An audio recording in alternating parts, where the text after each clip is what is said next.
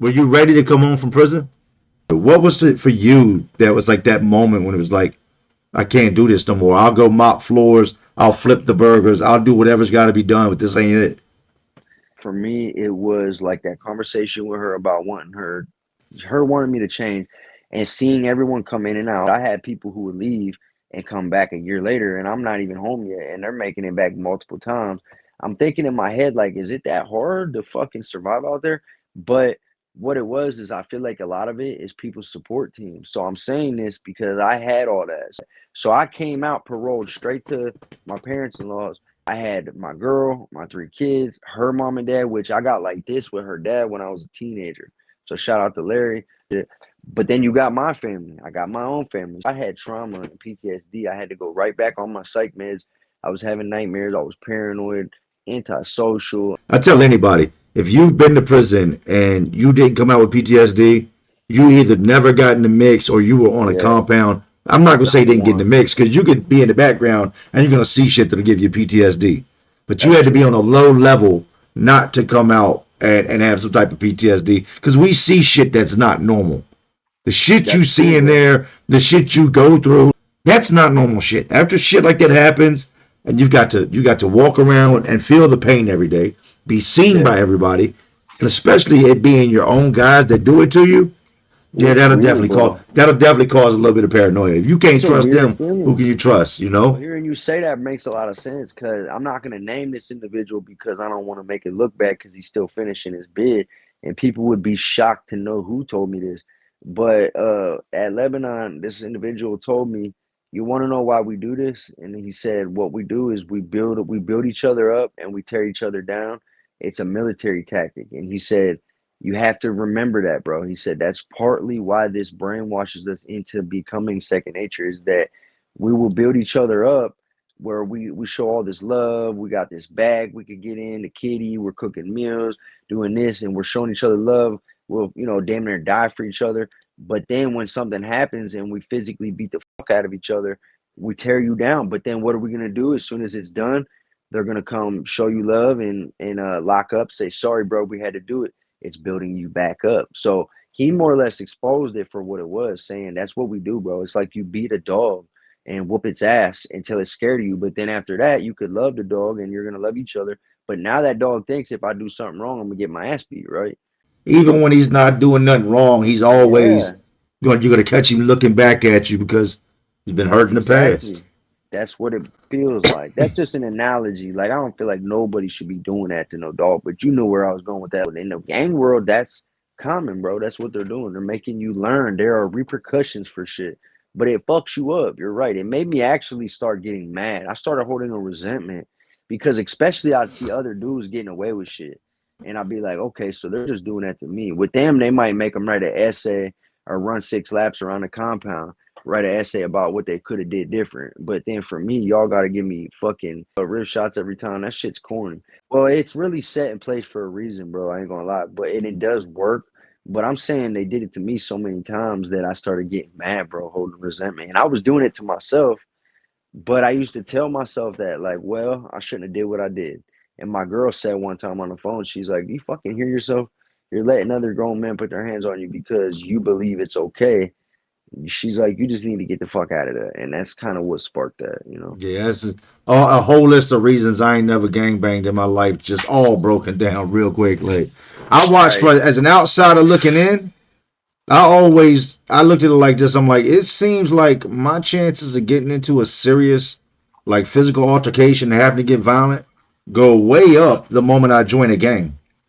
It You know what I will. mean? Like I watch these dudes time and time again. We had a white GD dude named Ghost that I watched them I smash did this too. dude, and they put him off the set. When he got put off the set, they lined dudes up. I'm talking about, and if you want him, go get him.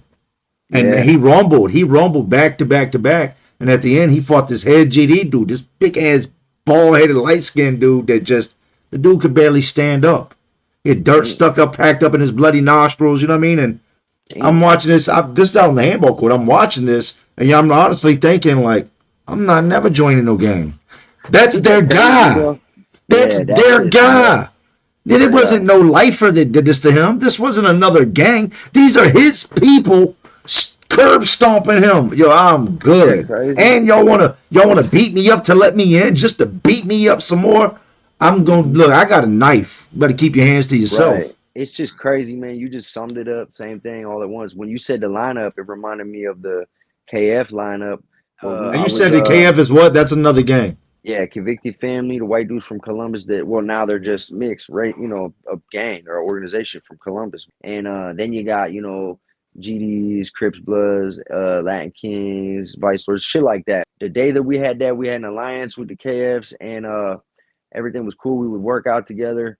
And E. Edward, it was like probably 30 something of us because we had 21 of us folks, which was GDs, Simon C. Royals, and La Razas together as 21. And then we had about 10 KFs. We'd go work out. We'd go to chow together. We had the mandatory chow hall. Everything was all organized. But then somebody's phone got stolen in H. Henry. And the GD that had his phone stolen, the SIM card, he had it in his winter hat. And he thought his bunkie did it, who was a KF. They fought like 3 times, but he wasn't happy because he didn't get it back. So he let it be known. And he was a somebody and he let it be known. I want everybody to line up. Fuck this alliance. This motherfucker just ruined it. So they let us know tomorrow at 7 a.m. when we go to breakfast, we got to line up with the KF. This was a wild feeling though, bro. I even told, you know, like, and what's crazy is my bunkie's a KF, Mikey. And me and him got cool, you know, we got close. And we're just like, this is wild, bro. So we're laying there talking about it. And the next morning, everybody's quiet and now we go to chow. Now mind you, normally we go to the third chow hall and they go to the second chow hall. And then during this alliance we were still doing that, like we go to third, they'd go to second, but we still had the alliance in the block. Well, on this day, TYG's like, hey bro, we're about to go in mind fuck them and we're gonna go in the second chow hall. So their group and our group, who just had this alliance for like the last 3 weeks, are walking separately in the hallway, and then we go in the second chow hall. We all sit down, and it felt like the Last Supper because we're all being quiet. I had butterflies. I'm sure everybody did. We're all nervous. We go back in the block. They tell the CO what's up. He's on the newspaper. We go in John's cell, way in the back. He was a KF from Columbus, and what ends up happening, 1 minute 60 seconds, and you know their head and our head would say you and you go, and you go in there and you hear rumbling, everybody's just minding their own business, they come out and they say you and you go. Well, as the time's getting closer and closer to them closing day room, I'm wondering why they ain't said shit to me, and someone taps me on the shoulder and said, hey, we're gonna watch you and your bunkie fight at the last second when they Oh, close, when the yeah bro, they dogged us. That's how cruel this shit can be. They all stood at the window, bro, and we had to fight, and it was shitty because afterwards he was like, "Man, that was fucked up." I'm like, "Bro, but I kind of half-assed it. Did you?" And he said, "Yeah."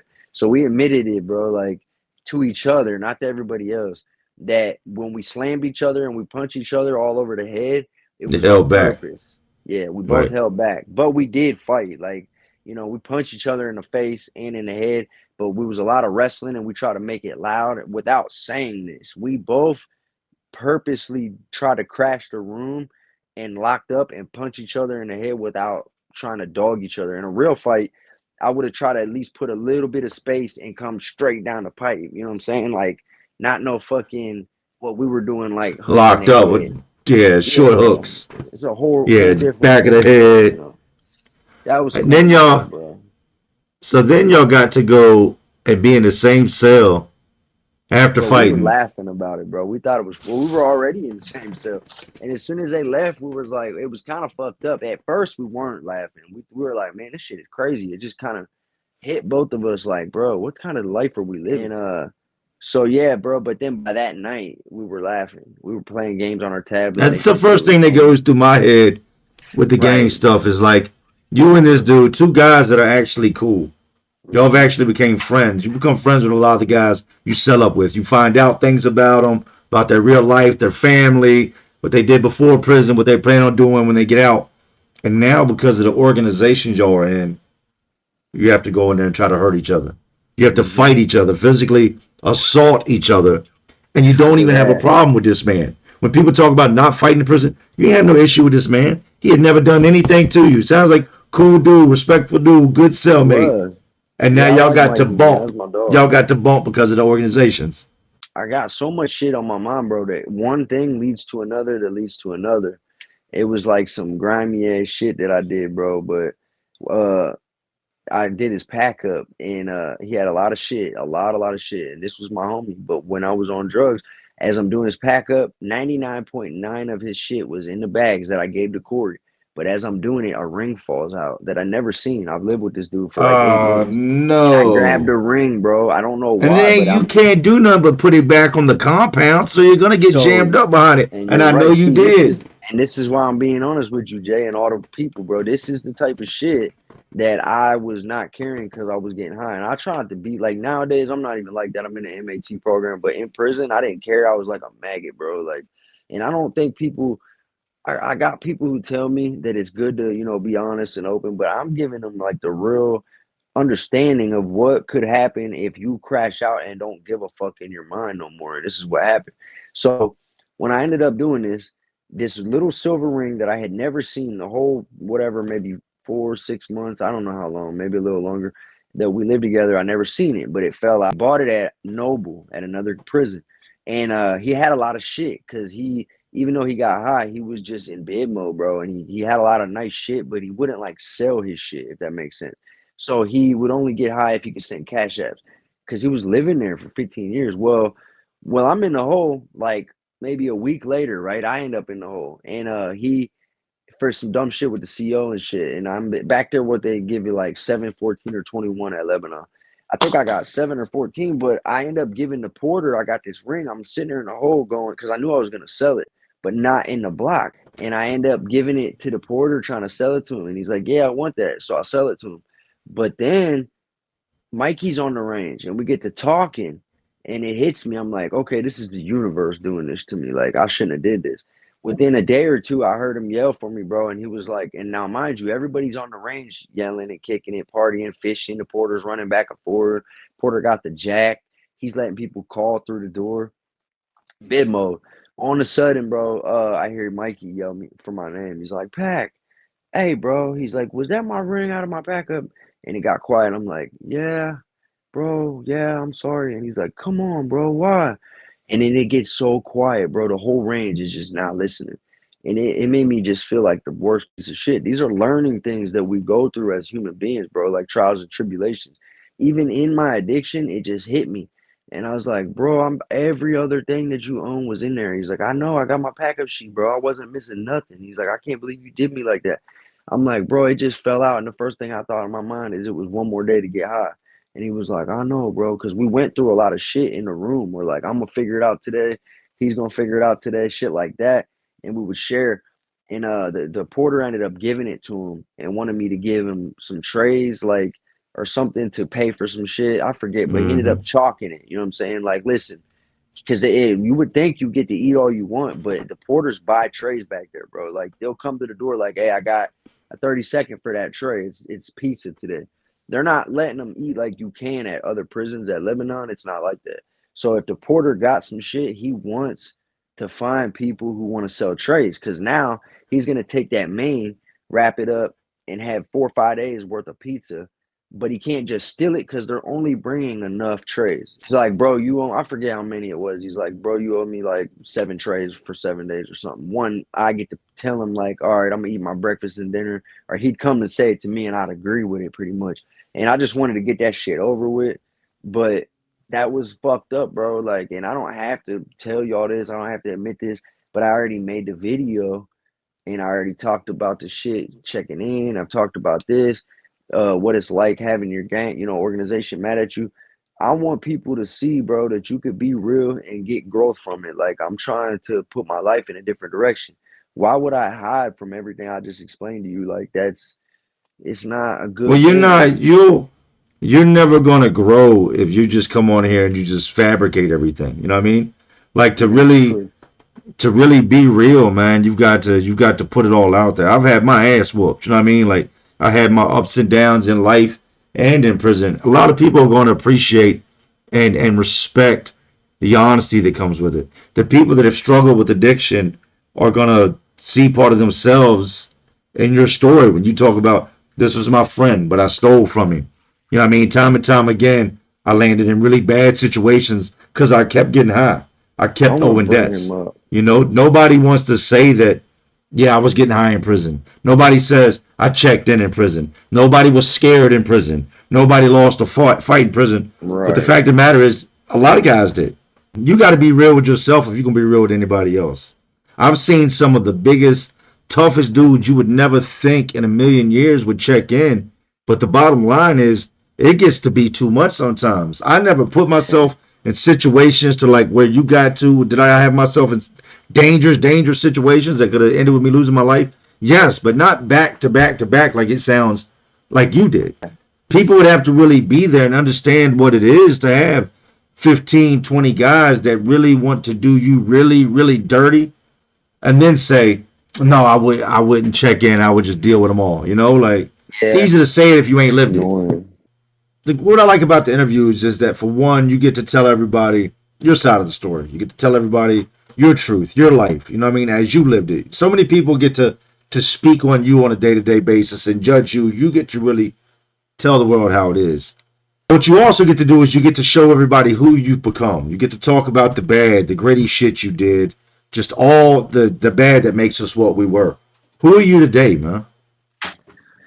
Man, it's crazy because I've been thinking about that as you're saying this. I'm definitely not that person, and I'm not even trying to just toot my own horn, but I feel proud of myself because since I've been home, I realized what's what. I put things into perspective, the things that I took for granted, everything from my woman or three kids to the little things to the big things.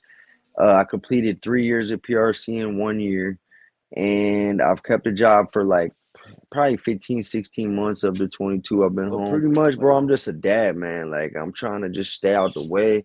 I ain't a part of the organizational life. I pick and choose who I surround myself with, and I'm a content creator, bro. I'm a life after prison content creator, and I'm grateful to say we've accumulated 55,000 people between Facebook, YouTube, and TikTok and Instagram. So those three main apps, bro, we're finally getting somewhere, you know. and you can do something with this pack. You can reach out to people and let them know how this shit really is. You can let them know what they need to do different, what you regret. Because a lot of people, they hear our stories and they've either done what we've done or one day will come into one of those situations. You know what I Hmm. mean? Like you letting people know that it don't matter because one thing's for sure. I've seen your paperwork and stuff. You'll rumble. You know what I mean? Yeah, You was rumbling. You were rumbling. You did fight. yeah, So it's not yeah. You like you got were a to. scary dude that just ran every time something Mm-mm. popped up. You were a dude that you knew when it was time to get the fuck out of Dodge. You knew this is Yeah, bad. I can't handle this one. I can handle. I mean, right. this. A I'm lot of glad people you know aren't that aren't too, bro. a lot of people aren't going to say that. You know what I mean? They'll look at it Right. like, oh, he ran. No, you've shown the paperwork. You rumbled time and time again. But yeah, you're right, Jay. So I appreciate you for that, bro. Clarifying that because that makes me feel good that it's not just me thinking it from the outside in. Other men can look at it and say, okay, I see what it was, but it's also makes sense. Not everybody has the way me and you think, though.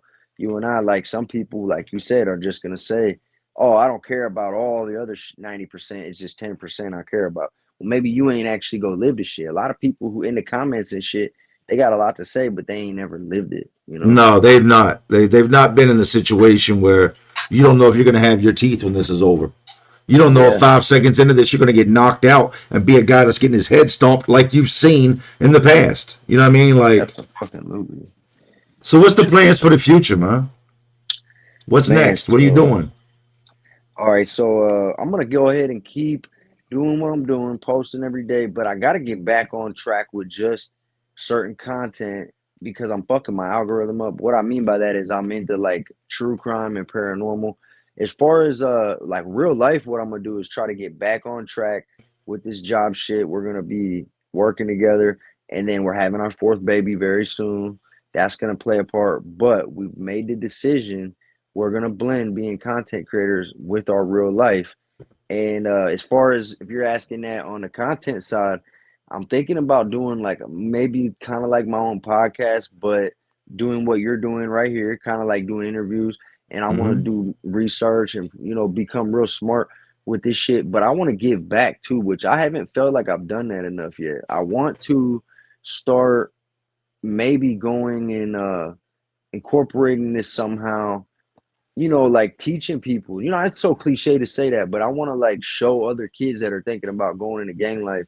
This is what you're gonna expect. This is what the fuck's gonna happen. It seems fun and all that, but this is what it is. Maybe go do like speaks. If I ever had that opportunity, I probably would go like, stand in front of people and talk about it. But I just want to take my content and do something positive. I don't want to be the dude coming on here telling war stories and dumb shit. I want to actually try to make a difference and give back to the community somehow. I just haven't figured out how yet. Understand this: there are people that need these videos. This is therapy for some people. Some people they relate to what we talk about, and there'll be times there's going to be people in the comment section that are going to turn to you for answers to questions they don't have the answers to that you Yeah, might. that's true. Like if you went to prison, I'm sure prior to going to prison, you were still younger. There's content creators you watched. I have people hit Yeah, me up all the time saying, "Hey, look, I'm going to prison. Can you give me any advice?" Or, "Hey, I just picked my brother up from prison. I'm picking my dad up from prison after 20 years. Can you give me any advice?" That's how you help in the meantime. There's that people is a out there good, that yeah. that that need what you have in here, and until you can get to a larger stage to give it to the world, you give it to them through the comments section and through just interacting with the people you meet along the way. Man, that's good. I like the way you just worded that. There's a guy I've never met in real life, but his name's Fragman on TikTok. He's going to do a mandatory 11 years. He hops in my live a lot, and he just speaks and talks. And me and my homie JB, who's also white folks, we grew up around each other in the same neighborhood. So he's same damn story as me with just different details. He just came home from the feds. I've been trying to help him. He became a creator. He got like 800 followers.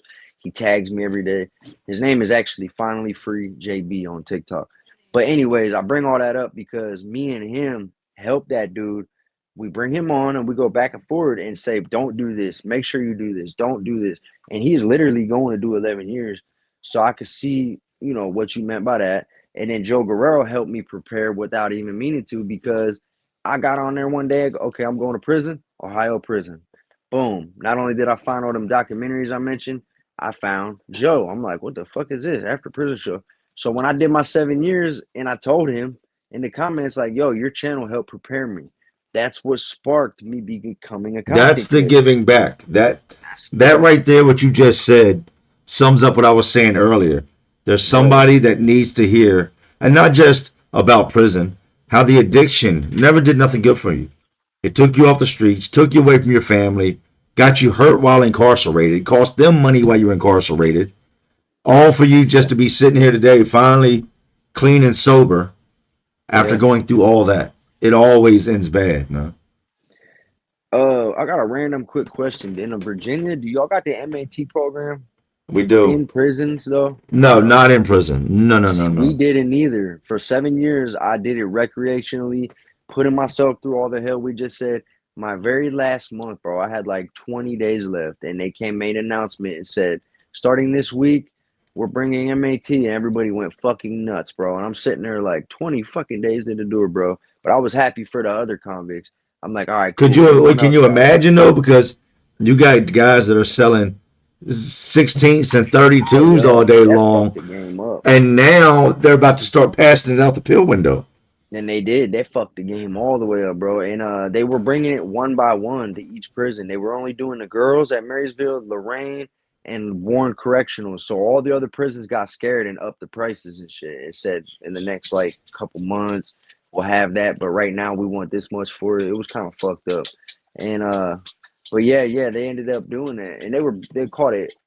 I keep forgetting if I can say shit. They called it mouth dope, where they put it in there, they trick her, but they had their mouth dried out, and they go like this and scoop it out, Ah, let and dry it out, bro. And they'd take the strip or the pill or whatever it was and let it dry out on a fan, and they'd say, "I got mouth dope half price." So if a whole strip was going for 50 on the compound, which some spots they was, they'd say, "I got a strip for 25, but it's mouth dope. It's all chunky and crazy looking." I seen a dude take a spork. He come back, and this was in the jail, right? We don't have that in prison, but in the jail, you could still. They had the Suboxone program, right? Not in DOC. I seen a dude come back one time, and my homeboy's in the cell, and there's another dude in the cell standing there talking to him, and the one dude he's dead now. Anyway, He comes back from getting his Suboxone, and he goes straight in the cell, and he takes his sport and scrapes the top of his mouth, right?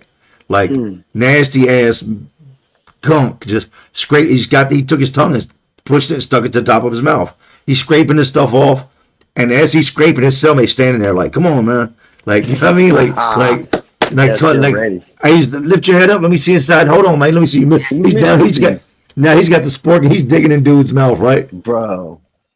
And I'm just saying. I'm like, Bad, this dude. this can't be my life, man. I hate This my is life right exactly where now. it takes you, bro. Like, and And it's you got dudes that are cartoon. bidding. It's not just that dude. You got other dudes that are willing to pay more. What's he paying you? And like trying to cut Right. his throat to get this shit scraped off the top of his mouth, man. That's nuts, dude. And I actually think I seen you talking about that on another video. Something about I forget what it was, but man, and another thing is the tune. I'm sure that's every state. People change. I seen dope boys with everything they ever wanted get in there and they got the bag, they're doing great. And then all of a sudden you see them a month later, they're all strung out, they lost 20 pounds, and they're asking the soup man for a fucking honey bun because they smoked some of that K2 shit and it just took them off their rocker, bro. But I ain't like that shit. I would if I was in the hole and I had a bunkie with it, I would smoke it at night to go to sleep. And if I was Fuck detoxing, no. I would. That was it. And I'd hit it once, That's bro. That's it. Here you go. You know what I'm saying? Bro, I've seen. Yeah, I had a homeboy named Black, big ass black dude, and he was hitting that shit one day, and he got stuck, right?